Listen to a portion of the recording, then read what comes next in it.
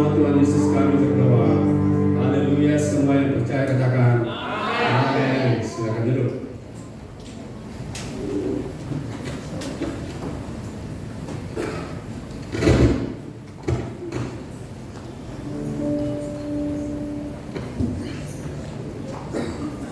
Bapak Ibu Saudara, salam sejahtera dan kasih Tuhan kita Yesus Kristus.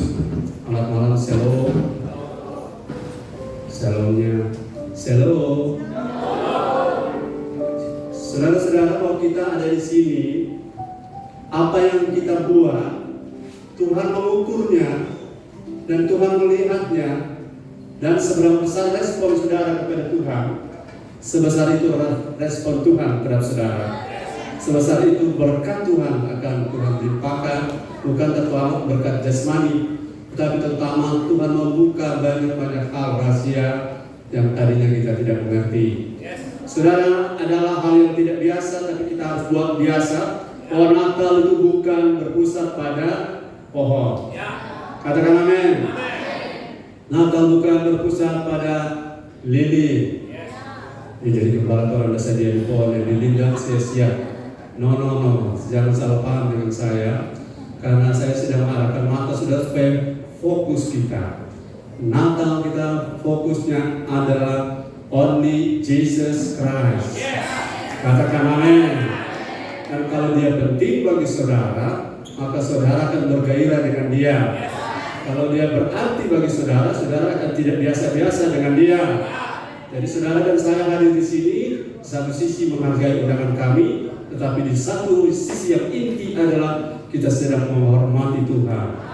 Dia Raja di atas segala raja.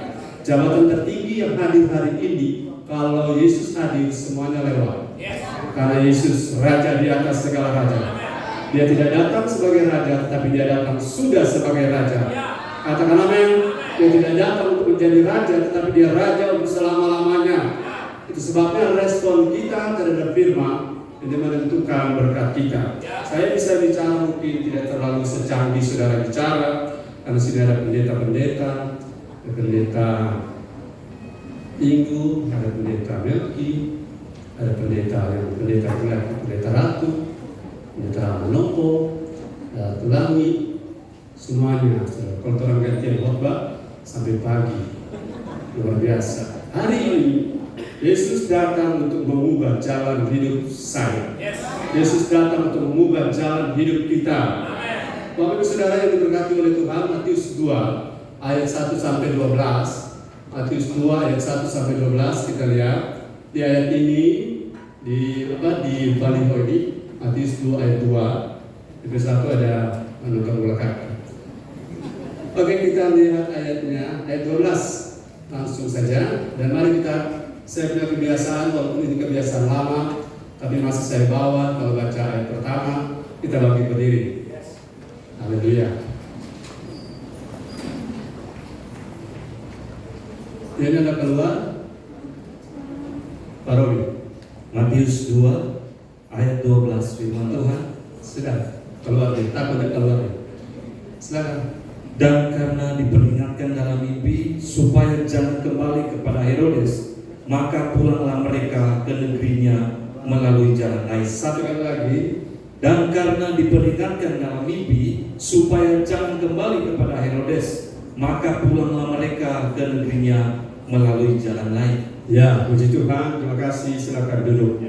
Pada satu ketika, hampir sekitar 2 tahun setelah Yesus lahir di Bethlehem, maka saudara, ada sesuatu yang terjadi di tanah bagian timur. Itu diperkirakan para ahli mengatakan ada 3 spekulasi, tetapi 3-tiganya pembuktiannya kurang akurat. Karena ada yang mengatakan dari daerah Persia, daerah Iran, ada yang mengatakan dari daerah India, dan ada yang mengatakan karena daerah timur itu dari dataran Tiongkok.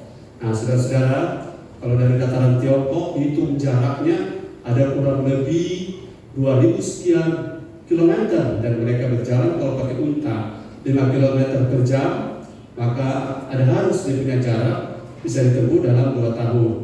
Nah, kemudian kalau mereka datang rombongan, maka otomatis mereka masih sempat singgah-singgah di tempat-tempat tertentu, karena di zaman itu itu rute perjalanan konvensional bulan sabit yang ada di peta zaman kuno itu tidak bisa dilewati oleh kelompok yang hanya 2-3 orang.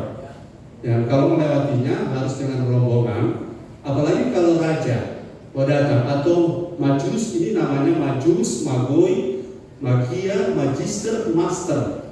Itu asal kata majus, magia, magoi, master, itu orang-orang kenamaan di daerah mereka masing-masing. Nah, kalau mereka dari dataran Tiongkok, mereka akan jalan dengan berkata, ini hauma, ini aiwo.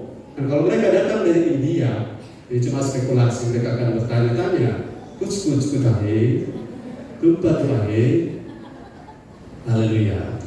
Dan kalau mereka datang dari dataran Persia, mungkin mereka satu rumpun bahasa dengan bahasa Arab dan bahasa Ibrani dan bahasa Ethiopia, Mesir. Saya tidak punya contohnya. Tapi bukan itu intinya. Intinya adalah ketika para majus ini, para magoi ini bertemu Yesus, saudara-saudara, ada encounter, ada perjumpaan dengan Yesus.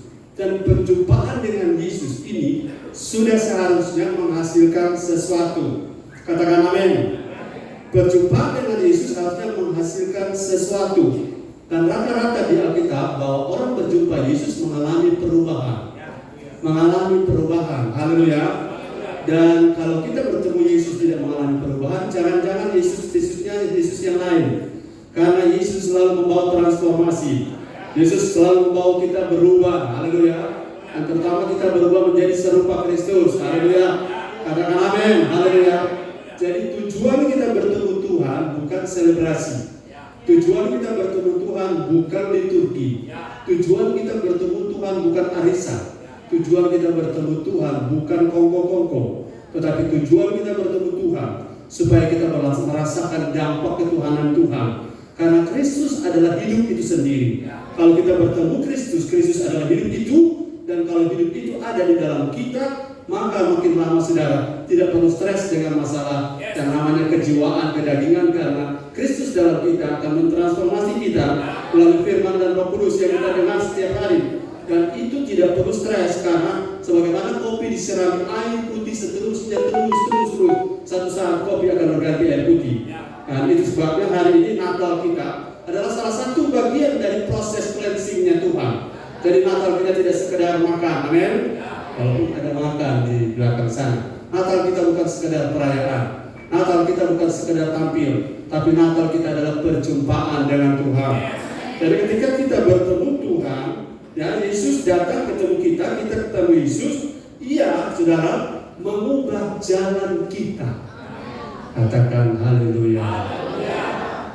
Kenapa Tuhan harus mengubah jalan kita? Pada dasarnya manusia itu memiliki tiga natur atau tiga situasi yang sulit sekali mereka keluar dari sendirinya dari sana, yaitu natural blindness, kebutaan alamiah, kemudian satanic blindness, kebutaan karena pekerjaan iblis, dan karena execution blindness, karena terlalu kabal dengan firman yang mau mengerti, pura-pura mengerti, pura-pura tahu, dia bikin rupa dia tahu, dan akhirnya dia bikin dia tahu, dan akhirnya dia kena execution blindness. Ibrani 5 ayat 12 mengatakan, dari segi waktu seboleh jadi penatua, seboleh jadi rektor, dari segi waktu seboleh jadi pengajar, tetapi selalu makanannya adalah makanan susu, sehingga ia tidak pernah bertumbuh menjadi dewasa. Malam ini kita tidak makan firman hiburan, katakan amin. Malam ini kita tidak makan firman penyenang dan pelengkap liturgi, atau firman yang membuat ibadah ini lengkap. Saudara, tidak lengkap kalau ibadah tidak ada khotbah bukan. Tapi khotbah bukan pelengkap. Katakan amin. Jadi saudara bayangkan di sini sudah disediakan kursi. Ini maksudnya saya boleh berkhotbah lama karena kursi ini bisa saya duduki. Nah, kalau saya duduk di sini, sudah tunggu sampai dingin di sana, saudara tidak bisa bergerak apa-apa karena otoritas ada di mimbar. Haleluya. Puji Tuhan. Kalau ada timekeeper maka saudara kasih 10 menit, 20 menit, dengan tambah 5 menit, tambah 20 menit. Karena yang punya acara, yang punya haul ini adalah Tuhan Yesus Kristus. Kita tangan bagi dia. Haleluya. Yang pertama saudara-saudara, jalan yang kita Tuhan buat bagi kita, yang Tuhan ciptakan, mengubah jalan kita. Yang pertama, saya bagi yang sederhana-sederhana ya. Dan saya berharap ini sudah bawa pulang sebagai berkat secara spiritual. Karena tidak sia-sia saudara datang ke lantai 5 ini. Tidak sia-sia TKN berjuang untuk menyiapkan segala sesuatu. Kita tidak ada buang-buang tenaga sia-sia. Tapi kalau ada orang boleh berubah paradigma, itulah berkat kami. Itulah berkat kerajaan Allah. Orang diubah makin serupa Kristus. Yang pertama saudara yang berubah sejak Yesus lahir adalah pengalaman mengalami Roh Kudus. Haleluya.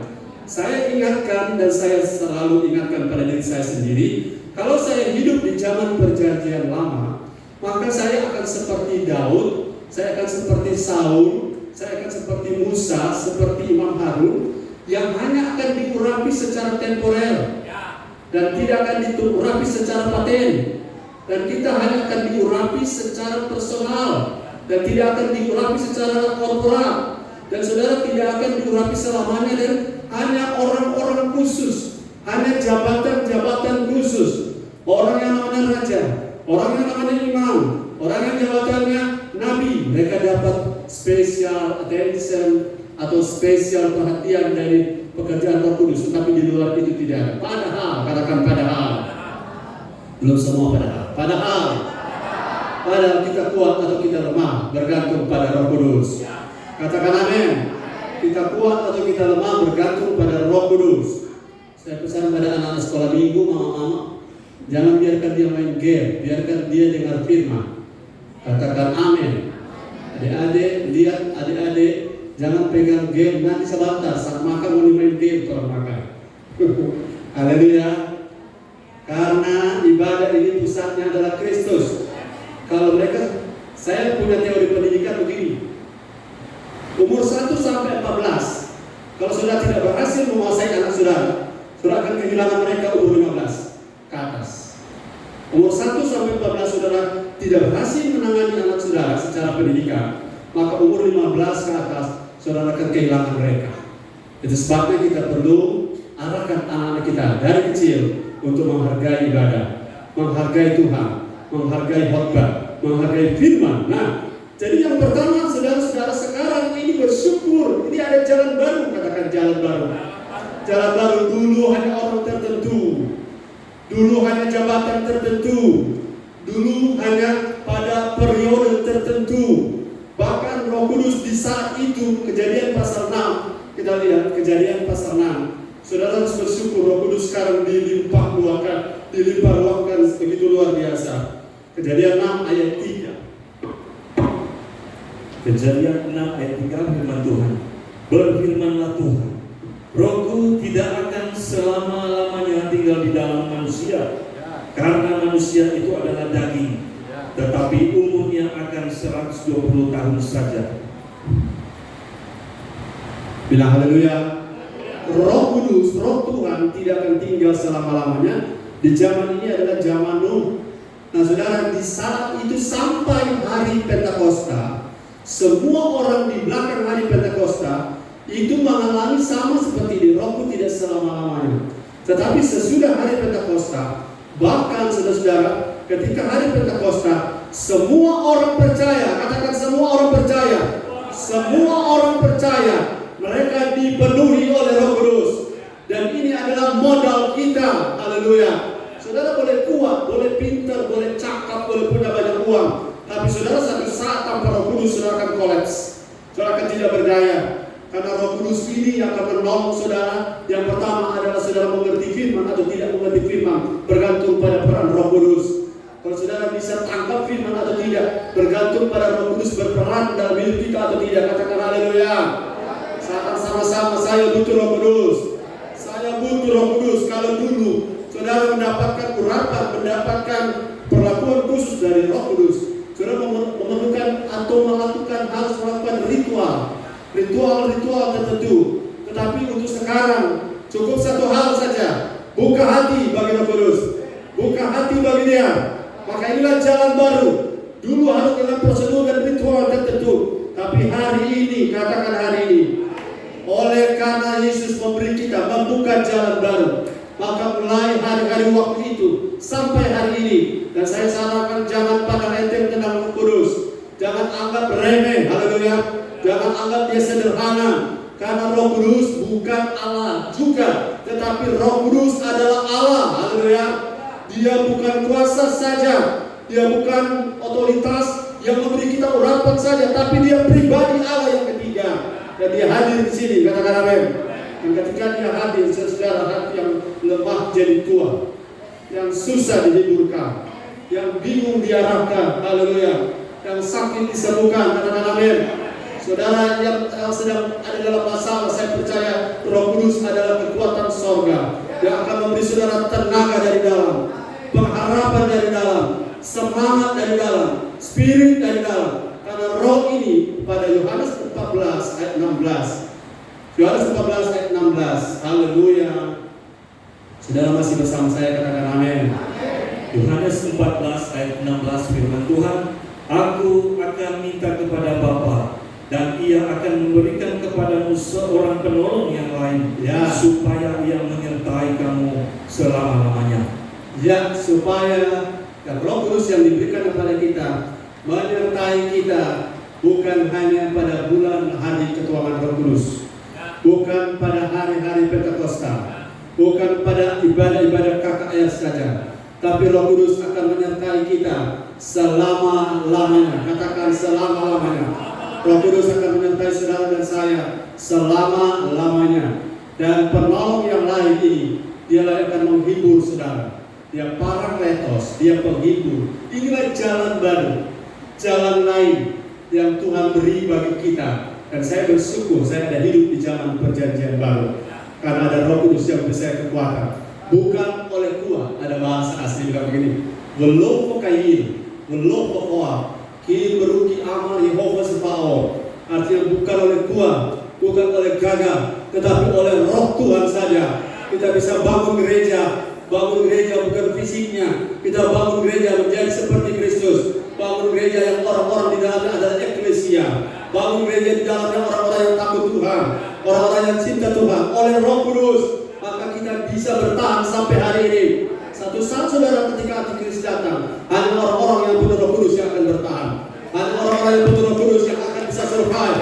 Hanya orang-orang punya Roh Kudus yang akan bisa membedakan ini ajaran benar, ajaran salah. Dan orang-orang yang punya Roh Kudus tidak akan mudah disesatkan, karena Roh Kudus dalam kita lebih besar daripada roh Antikristus. Roh di dalam kita, dia akan menuntun kita kepada seluruh kebenaran. Katakan amin. Haleluya. Matius 2 ayat 12 tadi kita baca. Ini jalan lain yang diberikan kepada para majus.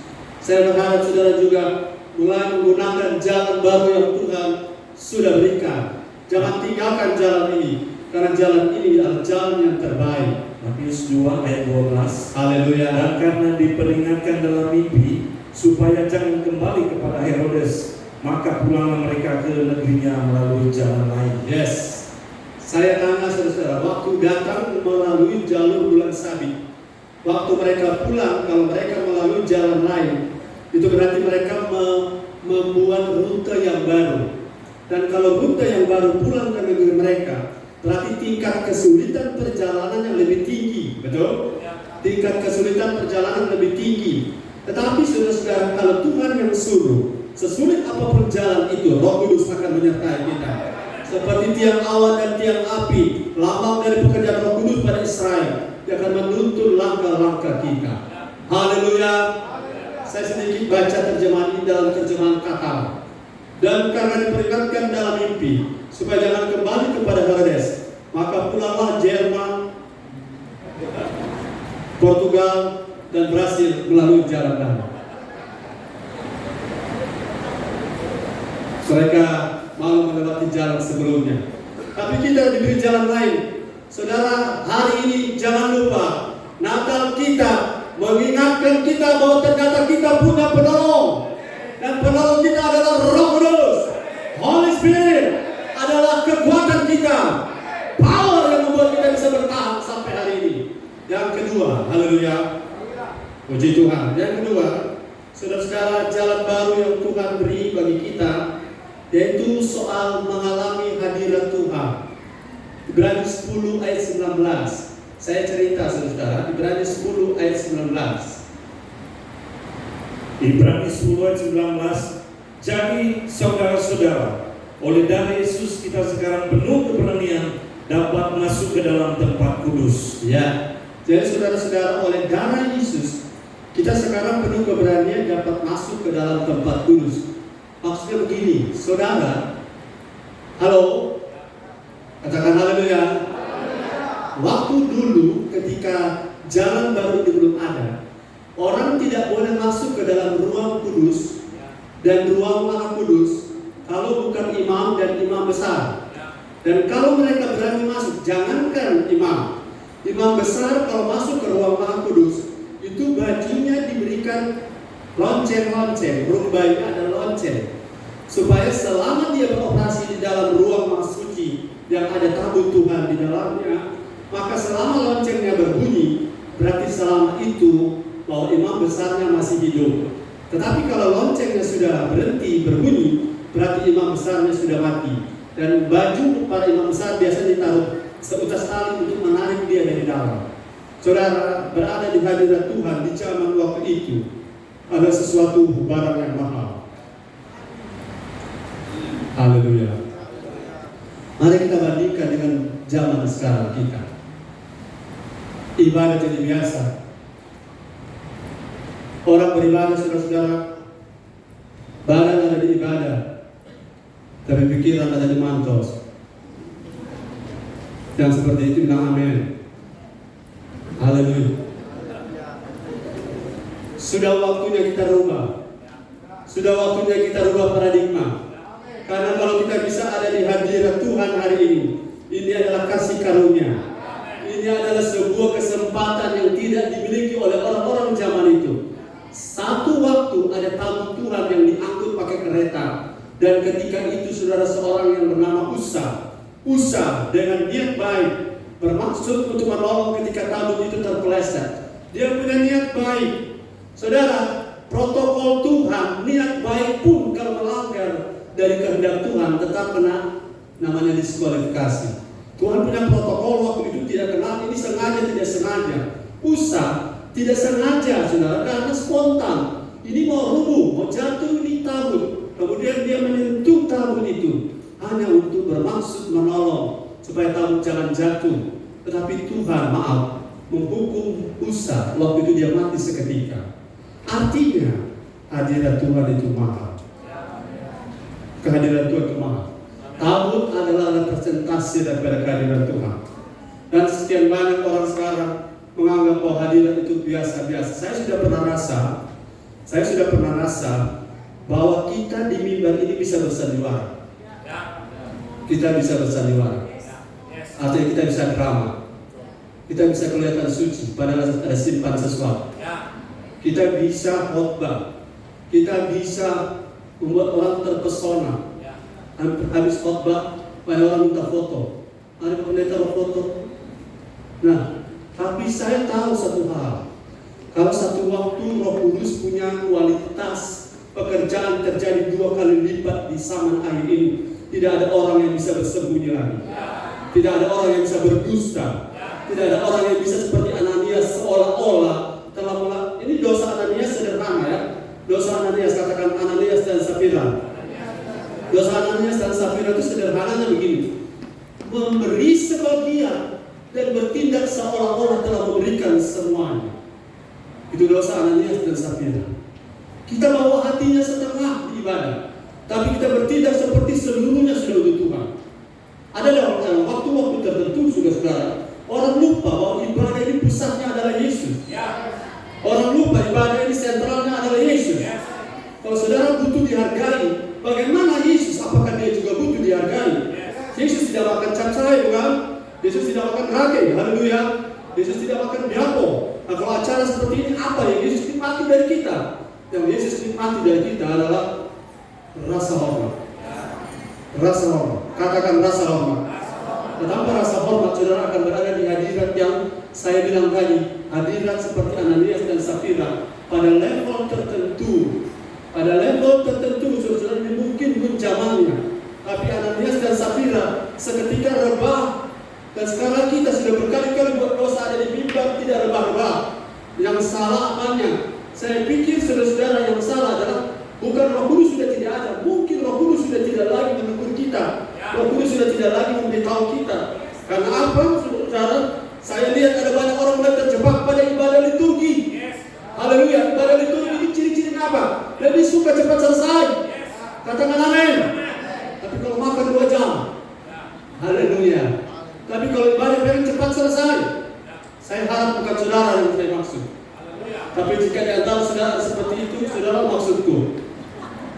Haleluya. Sudah waktunya kita berubah. Sudah waktunya kita ambil jalan lain. Hadirat itu berharga.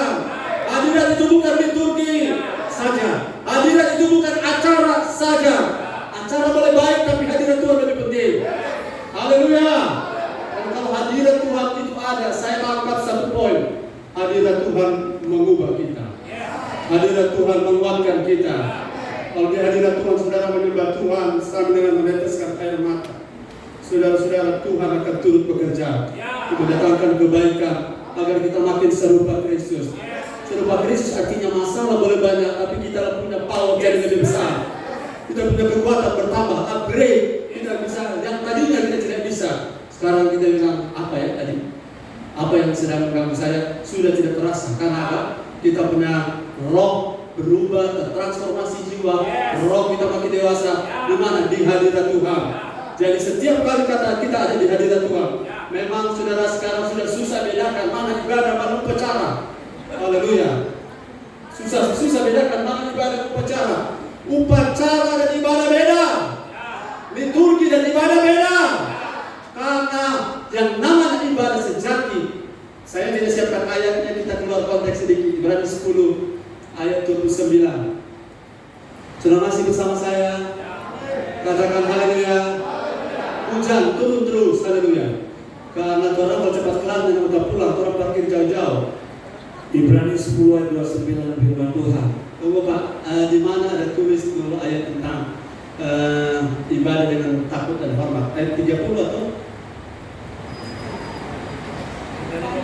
12 ayat 29, 28, 29, 30. Ya, terima kasih Pendeta Ratu.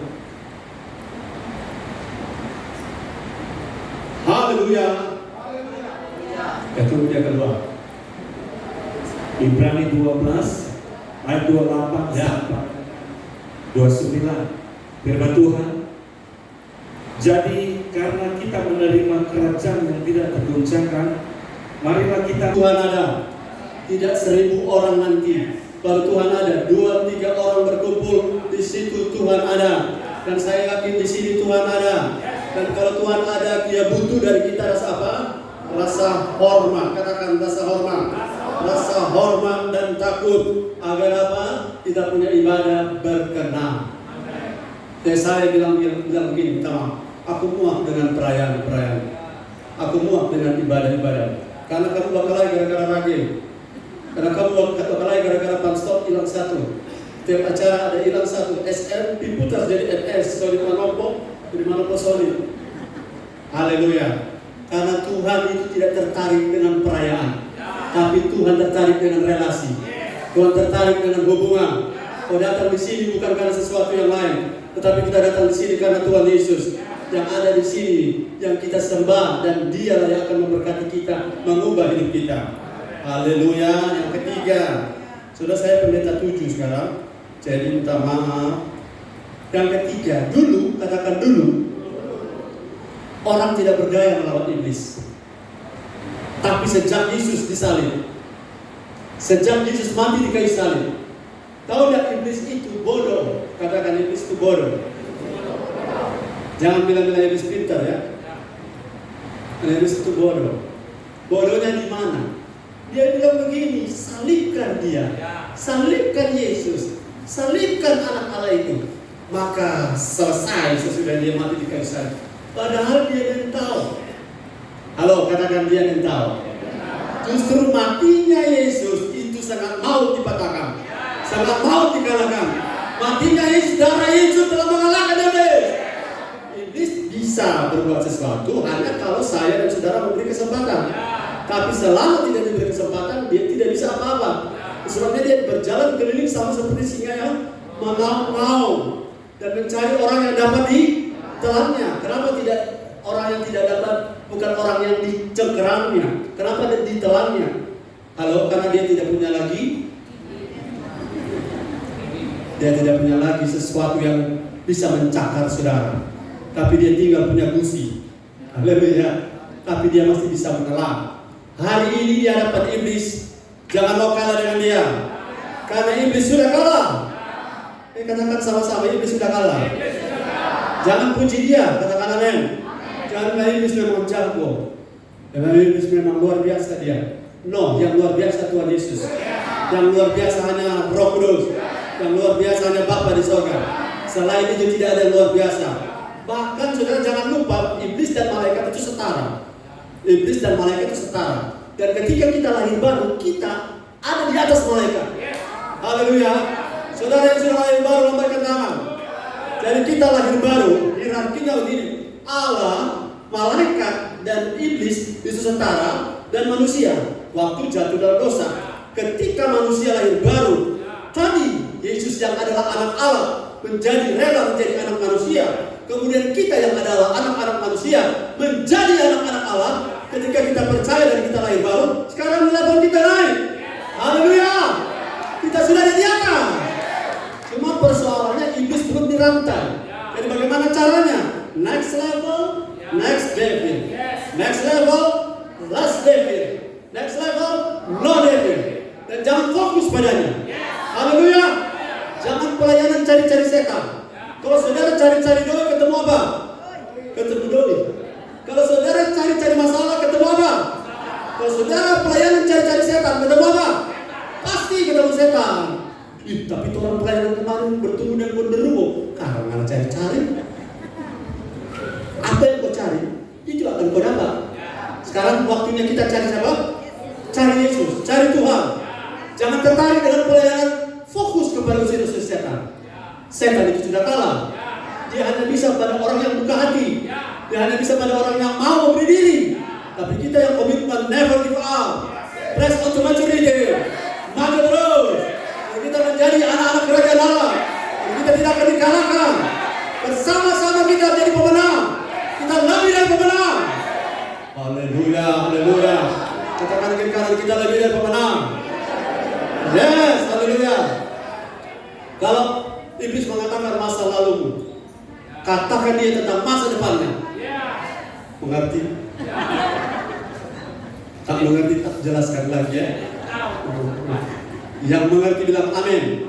Yang paham bilang amin. Kalau iblis mengatakan tentang masa lalumu, katakan dia tentang masa depannya. Karena masa depan ini sudah pasti apa? Neraka. Neraka jahanam. Neraka sampai DP tengah. Apa itu DP tengah? DP kunci tengah dia. Jangan percaya bahwa kita di neraka akan disiksa oleh iblis. Karena iblis tidak menyiksa manusia di neraka. Karena dia bersiksa lebih berat dia. Haleluya. Jadi kalau lewat kubur, malam opa, permisi opa, bareng opa. Permisi opa. Tidak ada lagi, haleluya. Karena 1 Korintus 15 ayat 55 bilang apa?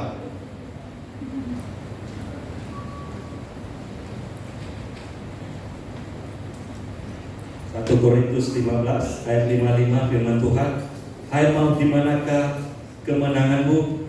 Hai maut di manakah sengatmu? Hai maut, hai iblis, di manakah kemenanganmu? Hai maut, di manakah sengatmu? Kalau saya pakai bahasa serangga, hai ofu, di manakah pandetomu? Sederhana toh? Hai ofu, di manakah pandetomu?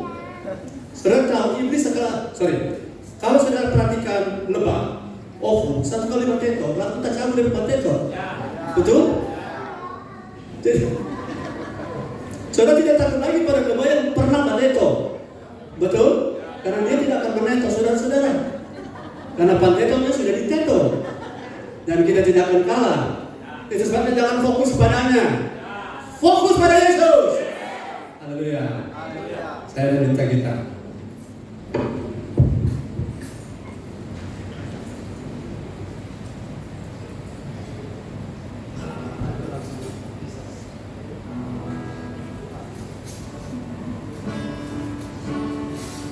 kepada Yesus.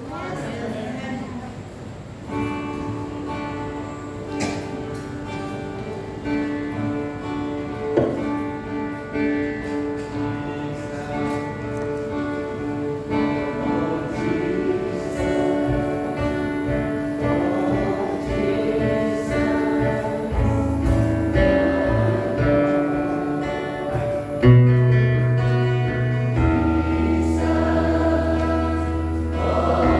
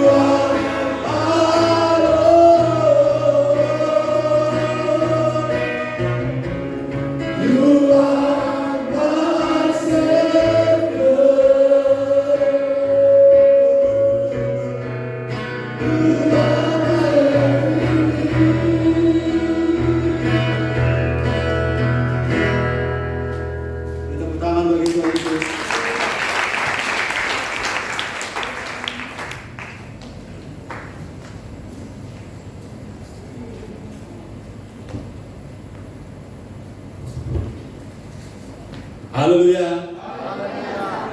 Yesus adalah segala-galanya. Jadi kalau saudara pelayanan, tidak fokus pada iblis, tapi fokus pada Yesus. Karena dia adalah pola kita, dia adalah junjungan kita, dia adalah segala-galanya bagi kita, dan dia adalah kekuatan kita.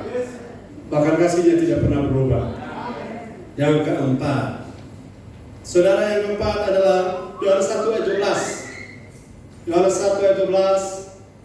Yohanes 1 ayat 12, tetapi semua orang yang menerimanya diberinya kuasa supaya menjadi anak-anak Allah, yaitu mereka yang percaya dalam namanya. Yes, haleluya. Tunggu dulu, ini mimbar dulu tinggi kak? Ada yang tukar? Oh iya, terasa lebih bagus. Semoga Tuhan ulang lagi di sini. Haleluya. Yes. Saudara, yang keempat adalah dulu kita tidak punya gambar diri. Kita tidak punya jati diri. Karena kemuliaan Tuhan atas kita telah rusak.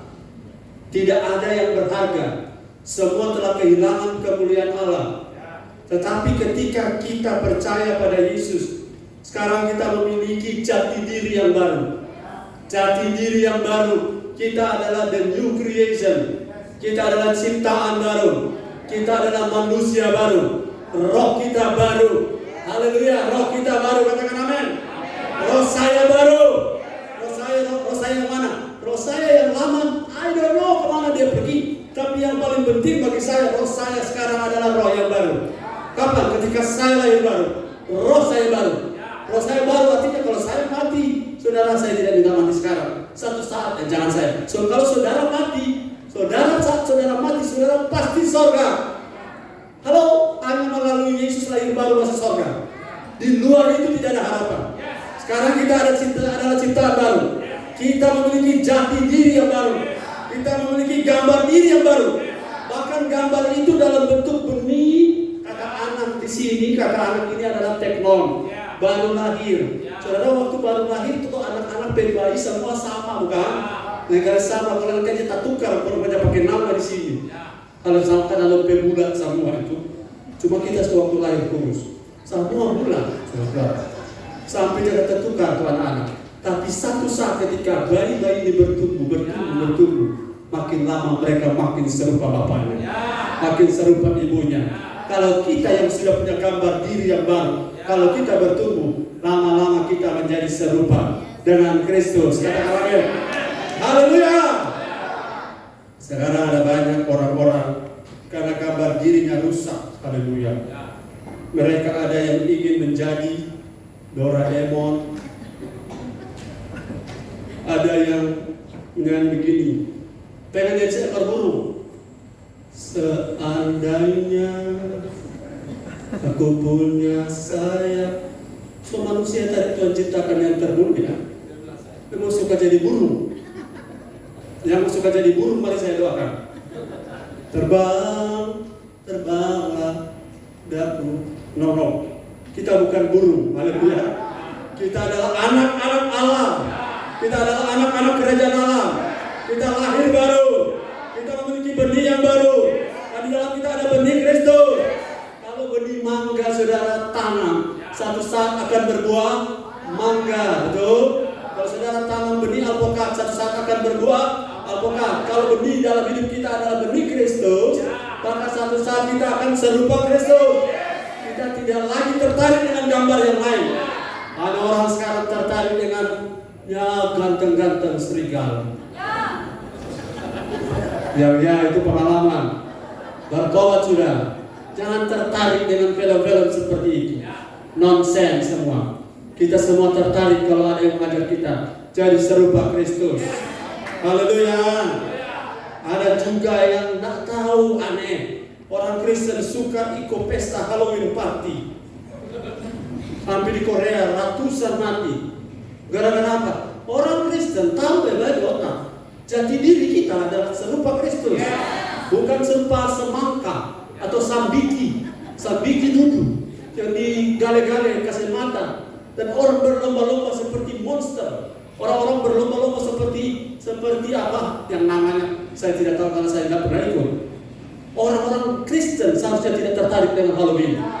Orang-orang Kristen tidak tertarik dengan wajah-wajah setan. Kalau nanti tahun baru jangan pakai topeng-topeng setan. Kalau topeng monyet, topeng setan, topeng monster, karena topeng kita bukan topeng. Wajah kita yang sebenarnya adalah wajah Kristus. Kristus dalam kita. Kalau itu jadi nyata, itu adalah pengharapan akan kemuliaan. Kalau Kristus dalam kita menjadi dinyatakan, maka itu akan mendatangkan kemuliaan bagi kita. Dan Tuhan dihormati, Tuhan ditinggikan. Jangan tertarik dengan gambar yang lain. Ada orang-orang tua kalau anak-anaknya ulang tahun, minta maaf jangan tersinggung ya. Gambar diri kita sudah jelas. Kita tidak butuh Batman. Katakan Batman, kita tidak perlu. Kalau anak ulang tahun yang laki-laki, foto kemari, dapat lihat rupa Kristus pada Batman. Ada yang Superman. Saya tidak tertarik dengan Superman. Saya tidak tertarik dengan Batman. Karena saya tertarik dengan Yesus. Karena kita menjadi serupa Kristus. Ada yang tertarik menjadi Iron Man. Sehingga nonton Avenger 3 jam saudara-saudara di bioskop. Di gereja 1 jam menonton. 3 jam di bioskop. Yang pernah nonton bilang haleluya. Power Ranger.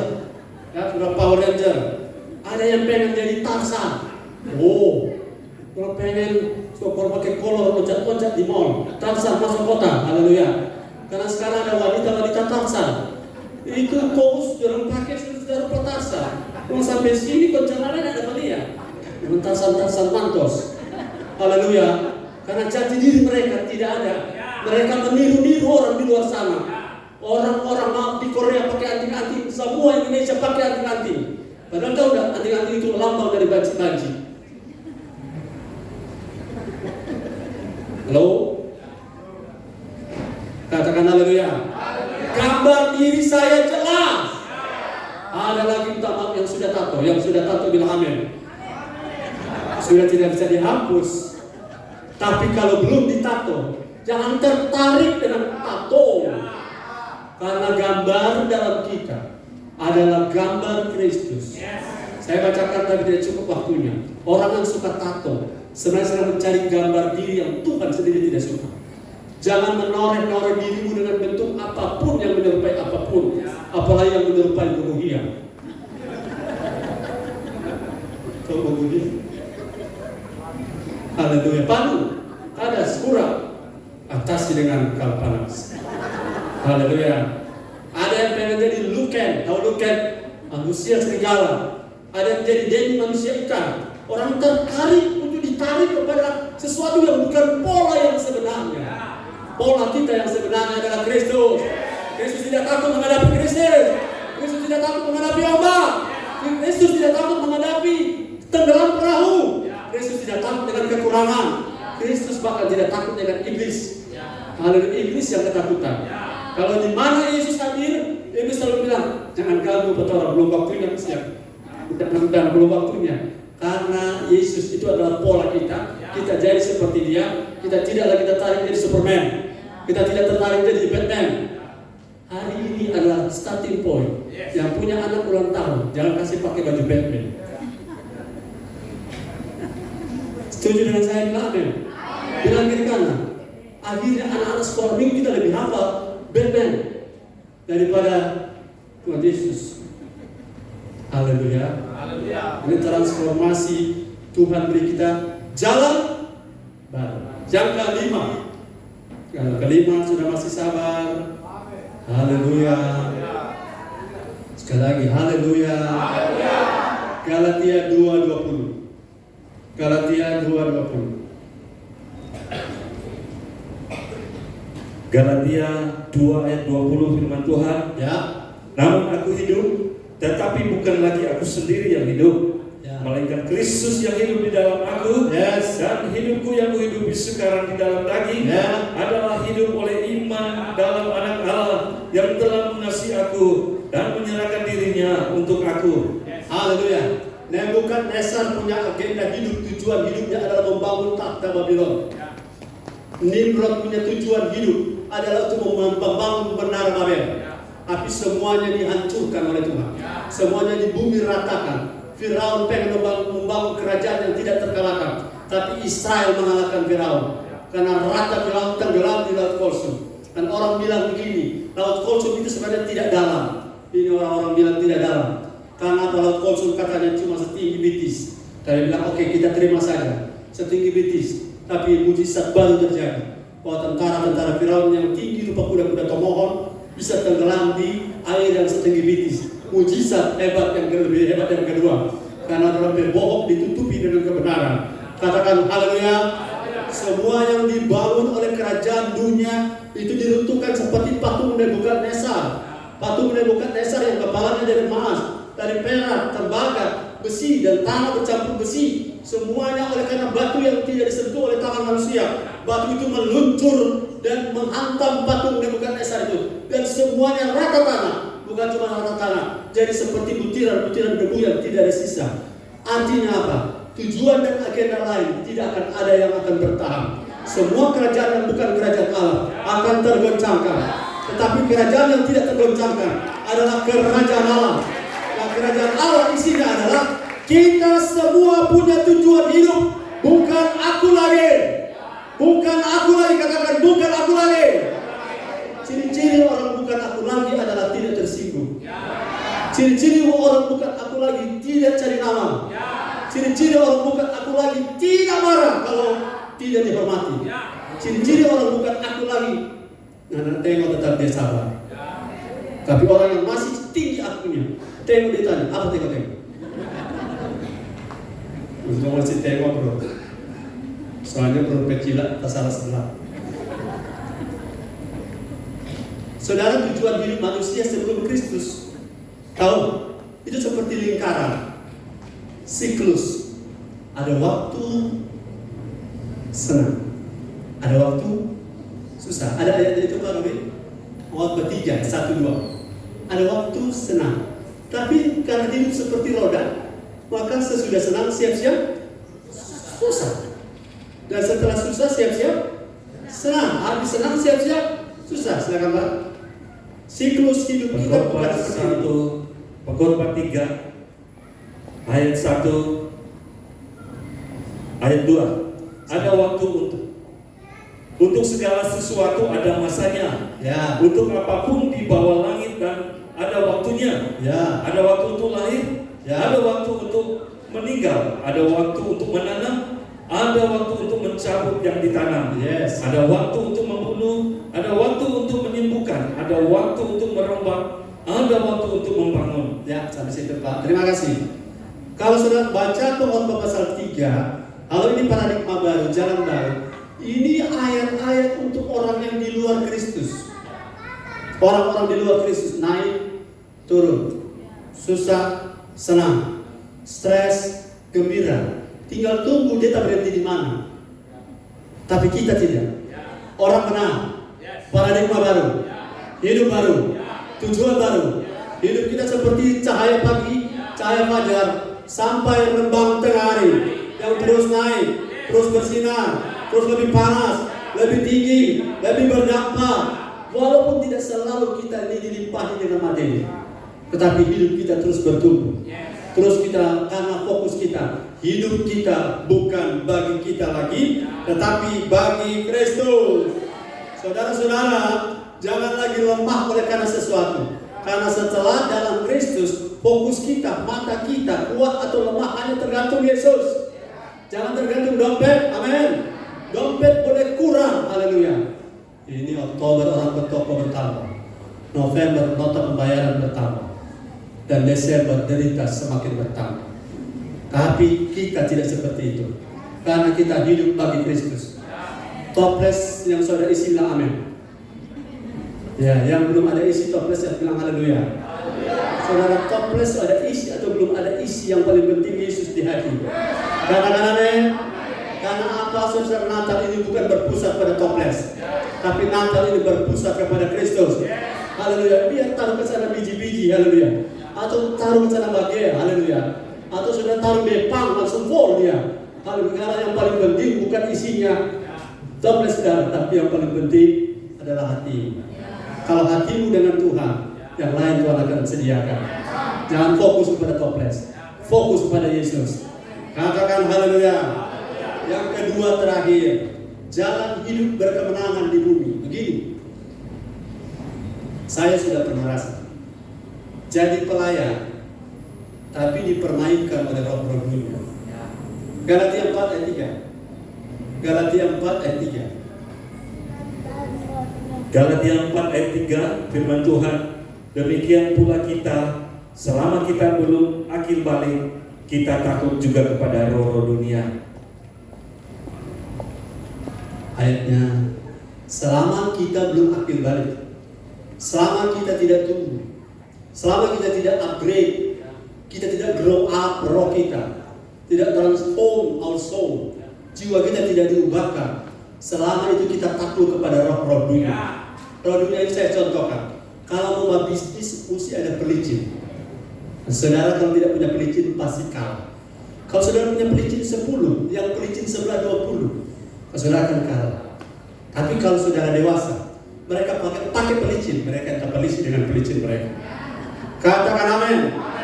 Karena prinsipnya kalau rohmu dewasa, roh-roh dunia takluk padamu.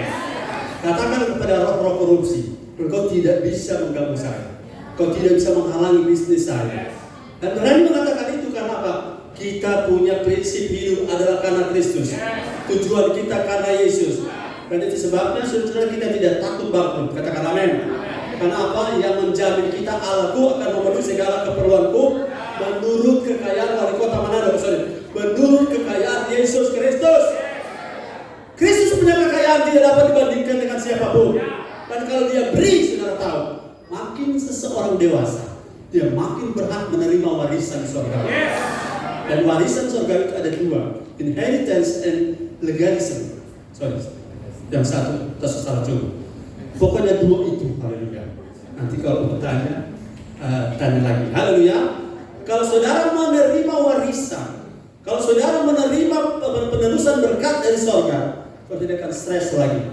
Ingat pada waktu cerita Matius 2, Herodes bilang, pergi selidikilah dengan seksama. Kalau kamu sudah menemukan anak itu, beritahu kepadaku, karena aku pun akan pergi menyembah dia. Benar gitu? Bohong. Bro, doakan saya. Kalau saya punya usaha sukses, saya akan bantu pembangunan gereja. Katakan amin. No, sudah tidak lagi di situ saya. Sudah tidak lagi di situ kita. Karena andalan kita hanya satu. Andalan kita hanya siapa? Hanya Tuhan Yesus. Kalau Yesus buka jalan, semua terbuka. Kalau Yesus tutup jalan, semua tertutup. Haleluya. Walaupun saudara tinggal di lubang bivi, kalau Tuhan berkenan, Tuhan pun buka pintu berkat. Berkat tidak akan pernah salah alamat. GPS bisa salah, tapi Tuhan tidak pernah salah. Karena Tuhan akan mengirimkan tepat-tepat dan orang yang tepat dan pada waktu yang tepat. Yang paling penting bagi kita, bangun terus hidup kita. Jangan pakai cara Herodes. Bilang kiri kanan, jangan pakai cara Herodes. Setahu Herodes mendapatkan jabatan Herodes adalah dia menjilat ke Kaisar Agustus. Seperti kata, ke atas, ke bawah dia menginjak, ke kiri kanan dia menikut, tapi ke atas dia menjilat. Ke kiri kanan istrinya Mariamna dan anaknya Herodes Filipus dia bunuh gara-gara persaingan Herodes. Dan Herodes ada 7 berapa? Ini Herodes Agung. Ke bawah dia injak, anak-anak 2 tahun dia bunuh tanpa ada kesalahan. Ini cara dunia. Kalau mau berkemenangan di bumi, bertumbuhlah jadi dewasa. Dan orang-orang dewasa tidak bersaing negatif. Orang-orang dewasa tidak takut dengan apa yang orang dunia buat. Orang-orang dewasa akan selalu berkemenangan karena kita lebih dari pemenang. Haleluya. Yang terakhir, saudara senang dengan yang terakhir? Kisah 4 ayat 12. Kisah para Rasul 4 ayat 12. Dan keselamatan tidak ada di dalam siapapun juga selain di dalam Dia. Sebab di bawah kolong langit ini tidak ada nama yang lain yang diberikan kepada manusia yang olehnya kita dapat diselamatkan. Saudara tahu bahwa agama salah satu yang termuda adalah agama Kristen. Tapi kekristenan bukan agama. Karena agama tidak membawa kita pada apa yang kita nantikan sebagai surga. Karena satu-satunya jalan hanya melalui Yesus. Orang bisa pakai 3A. Akal, amal, akhlak. Kalau akal membawa kita ke surga, maka Albert Einstein yang akan ada di sana. Orang-orang yang idiot, yang imbisil, sekolah SD tidak lulus, kurang yang ada infus ke sekolah, dia masuk surga. Kalau akal membawa kita ke surga. Kalau amal membawa kita ke surga, maka yang akan masuk surga hanya Mother Teresa. Haleluya. Yang koncuru masuk neraka semua. Katakan amin. Yang koncuru bilang haleluya. Yang ketiga, akhlak. Saudara, para biku di Tibet, biku, pandita Buddha, itu saudara-saudara luar biasa. Mereka tidak mengkonsumsi yang namanya makhluk hidup. Kalau orang di Manado, Persatuan Babi-Babi se-Manado saling WA. Tanggal berapa mau dipenatar? Orang tanggal 11, tolong bantu doang. Karena orang berpergumulan ini. Satu kali kuda dan babi bersebelahan kandang. Kuda bilang, Bi, Nana sedap sekali kan. Kita hari-hari tarik bendi, dapat cambuk. Tapi Tuhan makan capcay, kita makan minum keras. Mana selama tidur kita bersamping.